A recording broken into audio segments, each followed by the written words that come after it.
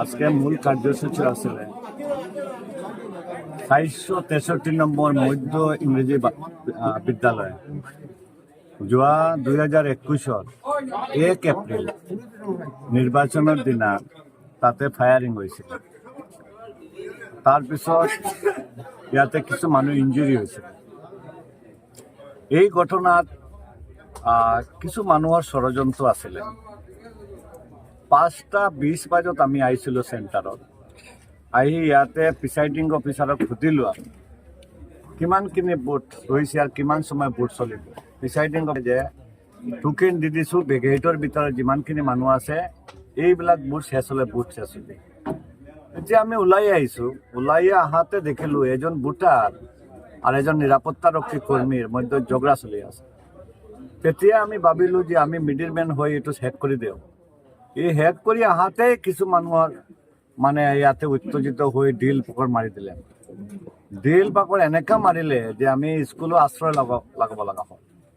তাৰপিছত এনেকা এটা মুভ হ'ল, স্কুলত আগুন লগাই দেওয়ার জুই লগাই দেওয়ার এটা চেষ্টা হ'ল। তেতিয়া নিরাপত্তারক্ষীয়ে ফায়ারিং কৰি ফলস মানে ব্লেংক ফায়াৰ কৰি আমাক ৰক্ষা কৰিলে। তাৰপিছত এডিশনাল ডিজিপি আছিলে, স্পেশাল ডিজিপি হৰবিন্দ সিং আছিলে। হৰবিন্দ সিং সাহেবে আহি আমাক ৰিকভাৰী কৰি লৈছে। তেতিয়া বাই ইলেকশ্যন হৈছিলে ইটোৰ এই কাৰণত। তেতিয়া 88টা ভোট পাইছিলোঁ আমি, 88 ভোট পাইছিলোঁ। আৰু আমাৰ বিপক্ষ কেণ্ডিডেট AIDFৰ প্ৰায় 600 ভোট পাইছিলে। তেতিয়া আমি ভাবিছিলোঁ যে সঁচাকৈ আমি এই এলেকাৰ মানুহৰ ভুল কৰিছোঁ, ইয়াৰ কাৰণে মানুহে আমাৰ ভোট দিয়া নাই। তো এই যে নিৰ্বাচন হ'ল, যে 2026 যে 9 এপ্ৰিল যে নিৰ্বাচন হ'ল, এই নিৰ্বাচনত এই এলেকাত যিমানখিনি প্ৰচাৰ কৰিব লাগে আমি প্ৰচাৰ কৰিব পৰা নাই। আমাৰ আহাতে আমাক বাধা দিছে। দনৰি অঞ্চলৰ ফাৰ্ষ্ট এই স্কুলত এই ঘৰত আহিছিলোঁ আমি।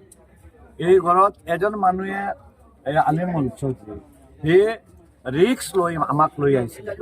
মিটিং কৰি আমি ওলাতে যোৱাতে ডিল মাৰি আমাৰ মানুহ এজনৰ মাথা ফটাই দিয়ে। তেতিয়া জিলাৰ নিৰাপত্তা দায়িত্বত আছে, সিহঁতক কৈছিলে যে আমাৰ দনৰিত যাব নালাগে, দনৰিত আমি অহা নাই।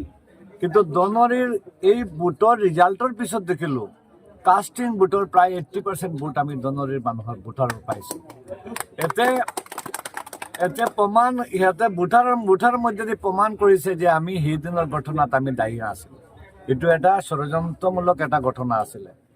এই যে 80% ভোট পাইছিলোঁ আৰু যেটা স্কুলত 463 নম্বৰ স্কুলত যে ভোট পাইছোঁ আমি, এই ভোট পাৱাৰ কাৰণে এই এলেকাৰ মানুহৰ শুক্ৰিয়া আদায় কৰাৰ কাৰণে আমি 2 ৰাকাত নফল নমাজ পঢ়ি সিহঁতৰ মছজিদৰ শুক্ৰিয়া আদায় কৰোঁ যে সঁচাকৈ দেৰিতে হ'লেও আমি জাষ্টিছ পাইছোঁ। মানুহে ভোটৰ মাধ্যমে আমাক জাষ্টিছ দিছে।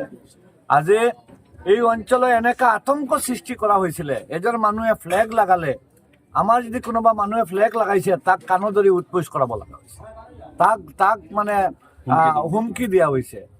এমতা অৱস্থা যে ভোটাৰে যে আমাক 80% ভোট দিছে, ইয়াৰ কাৰণে ভোটাৰক আমি চেলুট দিব আহিছোঁ। আমি ভোটাৰক চেলুট দিব আহিছোঁ, ভোটাৰক ধন্যবাদ দিব আহিছোঁ, ভোটাৰক কৃতজ্ঞতা প্ৰকাশ কৰিব আহিছোঁ।